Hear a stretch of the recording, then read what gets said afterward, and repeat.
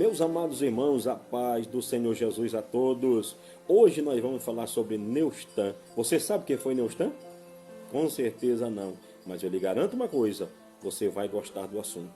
E deste assunto você extrairá muitas lições espirituais. Então assiste este vídeo, aproveita, se inscreve no nosso canal, dê o seu like, ativa o sininho e compartilha com outras vidas.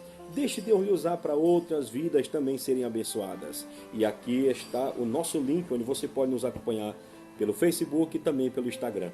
Então, vamos para o vídeo e Deus te abençoe. Irmãos, eu quero ler convosco o segundo livro dos reis de Israel, capítulo 18, apenas o versículo 4, e quero ler apenas a parte B. E despedaçou a serpente de bronze que Moisés fizera, porquanto até aquele dia os filhos de Israel lhe queimavam incenso e chamou-lhe Neustan. Nós temos aqui, irmãos, esta é a mesma serpente de bronze que Moisés houvera levantado no deserto, quando Israel estava imigrando do Egito para a terra prometida e estava então naquele momento de êxodo, no momento que saía do Egito, passava pelo deserto e estava no rumo da terra prometida. O povo de Israel, dentre as tantas situações em que eles reclamaram, eles murmuraram diante de Deus e provocaram a ira do Senhor, está o momento que eles reclamaram do pão que Deus havia providenciado do céu, o maná divino de Deus. E Deus então mandou serpentes, estas picavam o povo veio a Moisés, pediu o favor de Moisés, ou a intercessão de Moisés, Moisés por sua vez intercede pelo povo e Deus e põe novamente em prática a sua misericórdia, na qual nós sabemos que ela é a causa de não sermos consumidos. O povo agora então recebe uma ordem, levantar a serpente de bronze em um madeiro, em um poste, e eles assim o fazem. E Deus então estabelece um princípio. Aquele que for mordido pela serpente, ao olhar para a serpente de bronze, então o efeito do veneno da serpente passará, e assim o fez. Mas observe bem, a ordem de Deus faz referência apenas ao momento. E nós temos que compreender que Deus ele cria as suas ordens, as estabelece, mas o contorno das suas ordens precisa ser observado. Eles não podem ser interpretados como bem parecer. Essa serpente ainda está aqui nos dias de Ezequias. O que nós já tínhamos, o que nós temos entre o dia que a serpente foi levantada e o dia que ela foi destruída? Séculos separam esse momento. Nós temos homens até de destaque do cenário espiritual de Israel, mas que toleraram, não sei se por um certo receio político em não receber a aceitação do povo, ou se uma negligência ou um desleixo espiritual em relação à liturgia do povo, que precisava de zelo e, consequentemente, de reformas para que estes permanecessem em plena ordem diante do Deus dos céus. Depois que essa serpente foi feita, incrível que ela tira o restante do período de Moisés à frente do povo de Israel e a serpente lá. Ela tira todo o período de Josué à frente do povo de Israel e a serpente lá. Todo o período dos juízes, ela está lá.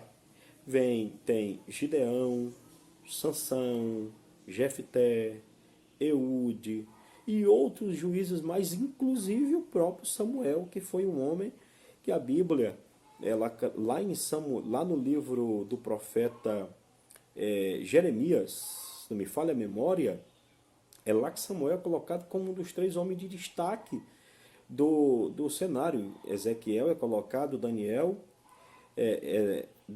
Noé e Jó.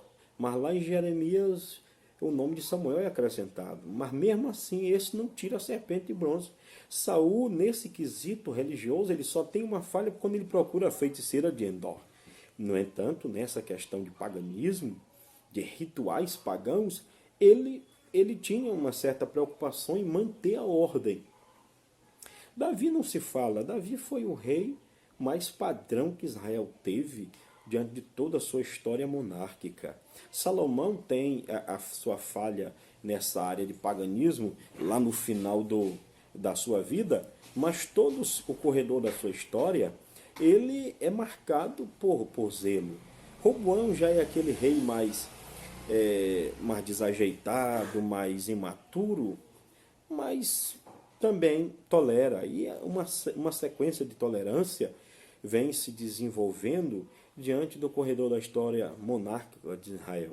Roboão, Abias, aí vem depois o rei Asa, que foi um rei de grande nível de zelo espiritual, mas ninguém mexe com a serpente está lá. E ela vai ganhando raízes, ela vai ganhando forças, até que vem o rei Ezequias. E ele vem com uma proposta de reforma espiritual para o povo. E diante dessa reforma, ele confronta o histórico que essa serpente tem diante do corredor de Israel.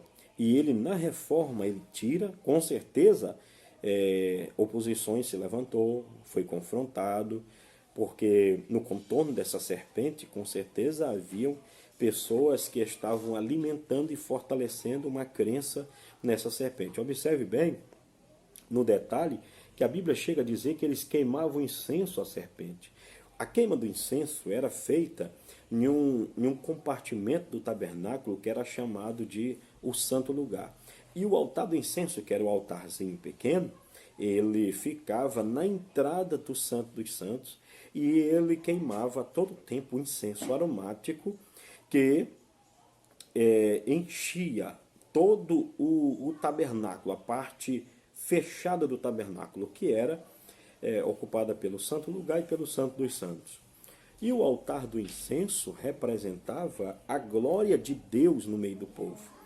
E essa serpente ela passou a receber incenso também, como que representando que havia o reconhecimento de uma certa glória à serpente por uma situação. Queridos irmãos, nós estamos vivendo uma época em que muitas pessoas estão preceituando instrumentos decorrentes de experiências particulares e momentâneas de alguém com Deus. Eu posso ter uma experiência com Deus? Posso. Mas a minha experiência com Deus ela não pode ser preceituada de modo que se forme dela um padrão, estabelecendo assim o dever de todos terem a mesma experiência que eu tive. Queridos, a Bíblia fala de uma serpente que foi levantada a mão de Deus para uma situação. Mas é impressionante observar como o povo distorcia e não compreendia o propósito de Deus em meio a uma situação. Você precisa compreender que depois que sai da Bíblia, todas as experiências, mesmo aquelas que são manifestas da parte de Deus, elas devem passar por um processo avaliador, por um processo de filtragem. E você, consequentemente, tem nesse texto aqui uma lição espiritual que mesmo o povo de Deus, e em tempos de grande zelo espiritual, podem cometer falhas. E Deus, às vezes, precisa levantar homens como o rei Ezequias, que rompam até mesmo o poder político, religioso, às vezes até angariando para si alguma antipatia por parte de alguém, consequentemente, concernente àqueles que estão ao nosso redor, compondo as nossas hierarquias. Homem de Deus, mulher de Deus. O que nós vemos hoje em dia são aberrações absurdas. As pessoas põem caldos venenosos para o povo se alimentar. E isso infecta o organismo espiritual de nossas igrejas. Quantos crentes estão doentes, frustrados, porque confiaram em experiências que não eram, na verdade, experiência de Deus, mas era apenas uma experiência oriunda da habilidade e da técnica humana de alguém que usou de uma manobra, de uma manipulação tão autêntica, tão bem feita, que pareceu muito com a de Deus e lhe confundiu, e você a julgou como que sendo de Deus, às vezes sendo apenas humana. Meu amado irmão, minha amada irmã, hoje em dia se vê falar de cabelo dentro de Bíblia. Onde que nós temos um princípio que dê base a tal situação e as pessoas acreditam? Hoje nós vamos falar de pessoas que usam de informações que o mundo passará por 3 dias de trevas, que você tem que estocar vela branca, que você tem que ter óleo refinado em sua casa, que você tem que conter as suas portas e janelas para não liberar acesso de demônios, quando dando a entender que instrumentos materiais contêm o acesso de forças espirituais. São coisas totalmente antibíblicas e cujos conteúdos, cujo teor dá para se ver que procede de pessoas que não têm o mínimo conhecimento das Escrituras Sagradas. A Bíblia Sagrada, a Palavra de Deus, é a ferramenta que nós temos para basear, para fundamentar a nossa fé. O próprio Jesus chegou a dizer: examinai as Escrituras, porque julgais nelas ter a vida eterna, e são elas que testificam de mim. Se você quiser conhecer o que Deus tem preparado para a sua vida ou não, olhe para a Bíblia, busque na Bíblia, busque na Palavra de Deus. Consequentemente, a Bíblia Sagrada, a Palavra de Deus, vai providenciar para a tua vida aquilo que você precisa. Nem só de pão viverá o homem, mas de toda a palavra que sai da boca de Deus. Que o povo de Deus saiba identificar as armadilhas e os instrumentos por parte de forças contrárias que vêm contra eles. Que você tenha coerência e prudência para saber o que é de Deus, o que é do adversário e o que é meramente do homem. Que você saiba que até mesmo as narrativas bíblicas, elas precisam de um processo de interpretação coerente para que você as tome como base para a formação da sua fé.